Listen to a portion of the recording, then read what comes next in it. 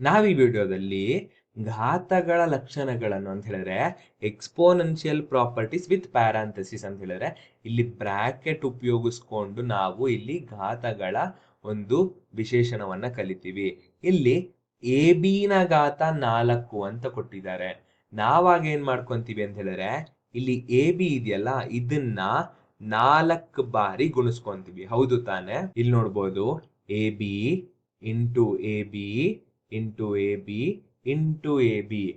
A B ನ ಘಾತ 4 ಅಂದಾಗ ಎ ಬಿ ನ 4 ಬಾರಿ ಗುಣಿಸ್ಕೋಬೇಕು. ಇಲ್ಲಿ ನೋಡಿ ಹಳದಿ ಬಣ್ಣದಲ್ಲಿರೋದೆಲ್ಲ ಎ ಅಂತ ಕಾಣಿಸ್ತಿದ್ಯಾ? ಇದನ್ನ ನಾವು ಗುಣಿಸಿರೋದ್ರಿಂದ ನಾವು ಯಾವ ಆರ್ಡರ್ ಅಲ್ಲಿ ಬೇಕಾದ್ರೂ ಬರಿಬೋದು. ನಾನು ಎ ಅನ್ನೋದನ್ನ ಮೊದ್ಲಿಗೆ ಬರ್ಕೋತೀನಿ, A into A into A into A ಅಂತ ಆಯ್ತು. ಅದೇ ರೀತಿ ಬಿನು ಸಹ B into B into B into B ಅಂತ ಬರಿಬೋದು. ಈಗ ನೋಡಿದಾಗ ಇಲ್ಲಿ ನೋಡಿ ಎ ಅನ್ನೋದು 4 ಬಾರಿ ಗುಣಿಸಲ್ಪಟ್ಟಿದೆ, ಬಿ ಅನ್ನೋದು ಸಹ 4 ಬಾರಿ ಗುಣಿಸಲ್ಪಟ್ಟಿದೆ. ಏನ್ ಬರಿಬೋದಿಲ್ಲಿ? ಎ ನ ಘಾತ 4 ಅಂತ ಬರಿಬೋದು ತಾನೆ. ಅದೇ ರೀತಿ ಬಿ ನ ಘಾತ ಸಹ 4 ಅಂತ ಬರಿಬೋದು. ಯಾಕೆ ಅಂದ್ರೆ ಎ ಅನ್ನೋದು 4 ಬಾರಿ ಗುಣಿಸಲ್ಪಟ್ಟಿದೆ, ಬಿ ಅನ್ನೋದು ಸಹ 4 ಬಾರಿ ಗುಣಿಸಲ್ಪಟ್ಟಿದೆ. ನಮ್ ಪ್ರಶ್ನೆ ಏನಿತ್ತಂತ ಹೇಳಿದ್ರೆ ಎ ಬಿ ನ ಘಾತ 4 ಅಂತ ಇತ್ತು. ಇದನ್ನ ನಾವು ಎ ನ ಘಾತ 4 ಇಂಟು ಬಿ ನ ಘಾತ 4 ಅಂತ ಬರಿತೀವಿ. ಇದೇ ರೀತಿ ಮತ್ತೊಂದು ಉದಾಹರಣೆ, ಎ ಬಿ ನ ಘಾತ ಸಿ ಅಂತ ಇದ್ರೆ ಏನಾಗುತ್ತೆ? ಮೇಲೆ ನೋಡಿದ ಪ್ರಕಾರ ಸಿ ಅನ್ನೋದು ಎಗೂ ಬರುತ್ತೆ ಬಿಗೂ ಬರುತ್ತೆ. ಇಲ್ಲಿ ಎ ನ ಘಾತ ಸಿ ಬಿ ನ ಘಾತ ಸಿ ಅಂತ ಬರಿತೀವಿ, ಹೌದು ತಾನೆ? ಈಗ ಮತ್ತೊಂದು ಉದಾಹರಣೆ ಅನ್ನೋದಕ್ಕಿಂತ ಒಂದು ವಿಶೇಷತೆ.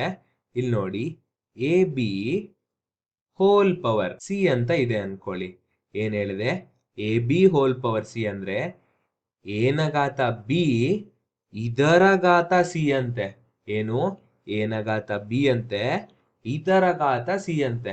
ಇದನ್ನ ಹೇಗ್ ಬರಿತೀವಿ ಅಂತ ಹೇಳಿದ್ರೆ ಎ ಹಾಗೆ ಇರುತ್ತೆ, ಬಿನೂ ಹಾಗೆ ಇರುತ್ತೆ, ಹೊರಗಡೆ ಇರುತ್ತಲ್ವ ಸಿ, ಇದನ್ನ ನಾವು ಬಿ ಗೆ ಗುಣಿಸ್ಬೇಕು. ಹೊರಗಡೆ ಇರುವ ಸಿ ಅನ್ನ ನಾವು ಇದಕ್ಕೆ ಗುಣಿಸ್ಬೇಕು. ಏನಾಗುತ್ತೆ? ಎ ಪವರ್ ಸಿ ಬಿ ಅಂತ ಆಗುತ್ತೆ. ಇದನ್ನ ತಲೆಲಿಟ್ಕೊಳ್ಳಿ. ಇದನ್ನ ಇಷ್ಟು ಈಸಿಯಾಗಿ ಬರ್ಕೊಂಡಲ್ಲ, ಇದನ್ನ ಒಂಚೂರು ತಲೆಯಲ್ಲಿ ಇಟ್ಕೊಳ್ಳಿ. ಇದು ಯಾಕೆ ಬರ್ದೆ ಅನ್ನೋದು ಒಂದು ಉದಾಹರಣೆ ಮೂಲಕ ತೋರಿಸ್ತೀನಿ. ಇವಾಗ ಎ ನ ಘಾತ 3 ಇದರ ಘಾತ 2 ಅಂತ ಇದೆ. ಏನ್ ಮಾಡ್ಬೇಕು ನಾವು? ಸಾಮಾನ್ಯದ ಪ್ರಕಾರ ಅಂತ ಹೇಳಿದ್ರೆ ಮುಂಚೆ ಕಲ್ತಿದ ಪ್ರಕಾರ ಎ ನ ಘಾತ 3 ಇಂಟು ಎ ನ ಘಾತ 3. ಯಾಕಂತ ಹೇಳಿದ್ರೆ ಇದರ ಘಾತ 2 ಇರೋದ್ರಿಂದ ನಾವು 2 ಸರಿ ಗುಣಿಸ್ತಿದ್ವಿ. ನೆಕ್ಸ್ಟ್ ಏನ್ ಮಾಡ್ಕೋತಿದೀವಿ? ಇದರ ಬೇಸಸ್ ಸೇಮ್ ಇದೆ ಅಂತ ಹೇಳಿದ್ರೆ ಇದರ ಆಧಾರಗಳು ಸೇಮ್ ಇರೋದ್ರಿಂದ ಇದರ ಘಾತಗಳನ್ನ ನಾವು ಕೂಡ್ತಿದ್ವಿ. 3 + 3 ಅಂತ ಹೇಳಿದ್ರೆ ಎ ನ ಘಾತ 6 ಅಂತ. ಈಗ ಈ ಪ್ರಾಪರ್ಟಿ ಪ್ರಕಾರ ನೋಡಿ, ಎ ಜಾಗದಲ್ಲಿ ಏನೇ ಇದೆ, ಬಿ ಜಾಗದಲ್ಲಿ ಸಂಖ್ಯೆ 3 ಇದೆ, ಸಿ ಜಾಗದಲ್ಲಿ ಸಂಖ್ಯೆ 2 ಇದೆ. ಇದ್ರ ಪ್ರಕಾರ ಏನ್ ಮಾಡಬೇಕು? ಎ ಹಾಗೆ ಇರುತ್ತೆ 2 ನ ಅಂತ ಹೇಳಿದ್ರೆ ಹೊರಗಡೆ ಇರುವ ಸಂಖ್ಯೆ ಮೊದ್ಲಿಗೆ ಬರೆದು ಈ ಸಂಖ್ಯೆ ಜೊತೆ ಗುಣಿಸ್ಬೇಕು. ಏನಾಯ್ತು? ಎ ನ ಘಾತ 6 ಅಂತಾಯ್ತು. ನಾವು ಮೇಲೆ ಕಲ್ತ್ವಲ್ಲ, ಈ ವಿಧಾನನೂ ಸರಿ ಈ ವಿಧಾನನೂ ಸರಿ, ಆದ್ರೆ ಇದು ಸ್ವಲ್ಪ ಸುಲಭವಾಗಿರುತ್ತೆ. ಇದನ್ನ ಒಂಚೂರು ತಲೆಯಲ್ಲಿ ಇಟ್ಕೋಬೇಕು. ಅದೇ ರೀತಿ ಇನ್ನೊಂದು ಉದಾಹರಣೆ, 2 ರ ಘಾತ 3 ಇದರ ಘಾತ 7 ಅಂತ ಹೇಳಿದ್ರೆ ನಾವ್ 2 ಹಾಗೆ ಬರಿತೀವಿ.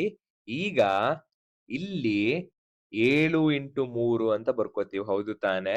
ಅದೇ ರೀತಿ ಇನ್ನೊಂದು ನಾವು ಯೋಚನೆ ಮಾಡ್ಬೇಕಾಗಿರೋದು, ಅರ್ಥ ಮಾಡ್ಕೋಬೇಕಾಗಿರೋದಂದ್ರೆ ಇಲ್ಲಿರೋದು ಗುಣಾಕಾರ ಆಗಿರೋದ್ರಿಂದ ನಾವು 7 ಇಂಟು 3 ಅಂತ ಮಾತ್ರನೇ ಬರೆಯೋಂಗೇನಿಲ್ಲ.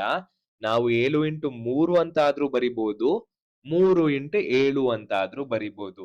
ಎರಡು ಸಹ ಸೇಮು. ಈಗ 7 ಮೂರ್ಲ ಅಥವಾ 3 7 21. ಅದೇ ರೀತಿ ಮತ್ತೊಂದು ಉದಾಹರಣೆ ನೋಡಿ, 4 ರ ಘಾತ 6 ಇದರ ಘಾತ 3 ಅಂತ ಹೇಳಿದ್ರೆ ನಾವೇನ್ ಮಾಡ್ತೀವಿ? 4 ರ ಘಾತ 6 6ರಿಂದ 3ನ್ನ ಗುಣಿಸ್ತೀವಿ, ಅಥವಾ 4 ರ ಘಾತ 3 3ರಿಂದ 6ನ್ನ ಗುಣಿಸ್ತೀವಿ.